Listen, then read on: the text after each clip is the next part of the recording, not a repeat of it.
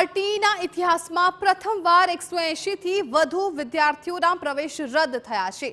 1.5 લાખથી વધુની આવક ધરાવનાર વાલીઓ સામે કડક કાર્યવાહી। શાળાએ વાલીઓની આવક વધુ હોવાના પુરાવા ડીઈઓને આપ્યા। હિયરિંગ બાદ જિલ્લા શિક્ષણ અધિકારીએ પ્રવેશ રદ કરવા નિર્ણય કર્યો। અમદાવાદની ઉદ્ગમના 126, એશિયન ગ્લોબલના 46, આનંદ નિકેતનના 5 અને ઝેબરના 5 વિદ્યાર્થીઓના પ્રવેશ રદ કરવામાં આવ્યા, જે બાદ વાલીઓ પણ વિદ્યાર્થીઓ સાથે વિરોધ કરવા શાળાએ પહોંચ્યા। આ અંગે વાલીઓએ સ્વબચાવમાં કહ્યું કે આવક વધતી ઘટતી રહે છે, સાથે જ વાલીઓએ 1 વર્ષ માટે પ્રવેશ ચાલુ રાખવાની માંગ કરી છે। તો બીજી તરફ ડીઈઓનો પણ દાવો છે કે નિયમ મુજબ જ પ્રવેશ રદ કરાયા છે। લીધું ત્યારે અમારી આવક 1.5 લાખ રૂપિયા હતી અને અત્યારે હાલ 5 વર્ષ પછી આજે થોડી આવકમાં વધારો થયો છે। મારી માંગ એ છે કે આ વર્ષે અમારી આવક પાછી હતી એવી ને એવી થઈ ગઈ છે કે 1 લાખ રૂપિયા થયા। ગયા વર્ષે આવક વધી હતી 4 લાખ રૂપિયા અને આ વર્ષે પાછી એની જ થઈ ગઈ। તો હવે અમે જે પ્રવેશ લીધો હતો એ તો ફર્સ્ટ યરના બેઝ ઉપર લીધો હતો, તો આ વર્ષને અને ગયા વર્ષને ક્યાં લેવા દેવા લાગે છે? તો અમને ફરીથી પાછું એની સ્કૂલમાં અમને એડમિશન મળે।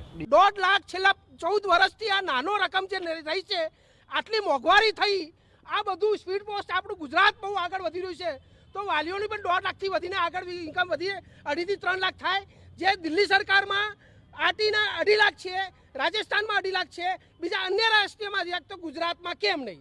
વાલીઓની પડખે આજે અમે ગુજરાત વાલી મંડળ એટલે ઊભું છે કે ન્યાય જોઈએ છીએ। પ્રવેશ રદ શૈક્ષણિક સત્રને અંતે કરવામાં આવ્યા છે, જેથી કરીને વિદ્યાર્થીઓનું વર્ષ ન બગડે અને આ માટે અમે છેલ્લા 3 મહિનાથી એમના હિયરિંગ કરીને એડવાન્સમાં દરેક વાલીને જાણ કરી હતી કે તમે વિદ્યાર્થીનો પ્રવેશ અન્ય જગ્યાએ મેળવી લેજો, કારણ કે તમારું બાળક જે છે એ આરટીઈમાં હવે પ્રવેશ એનો ચાલુ રાખી શકાશે નહીં। એટલે એઓને એડવાન્સમાં અમે છેલ્લા 3 મહિનાથી જણાવતા હતા, છતાં પણ વર્ષના અંતે જ્યારે પ્રવેશ રદ કરવામાં આવ્યો ત્યારે એમને સામાન્ય વિદ્યાર્થી તરીકે એ શાળામાં અભ્યાસ કરવો હોય તો કરી શકે છે। કચ્છાતીવ ટાપુનો મુદ્દો ફરી એકવાર ગરમાયો। કચ્છાતીવ મુદ્દે કેન્દ્રીય વિદેશ પ્રધાન એસ જયશંકરના કોંગ્રેસ પર પ્રહાર। પૂર્વ પીએમ જવાહરલાલ નહેરુએ કચ્છાતીવને મતલબ વગરનો કહ્યો એવું જયશંકરનું નિવેદન સામે આવ્યું। પૂર્વ પીએમ ઇન્દિરા ગાંધીએ કચ્છાતીવને પથ્થર સમાન ગણાવ્યો। તત્કાલીન તમિલનાડુના સીએમએ પણ આ નિવેદનને સમર્થન આપ્યું હતું।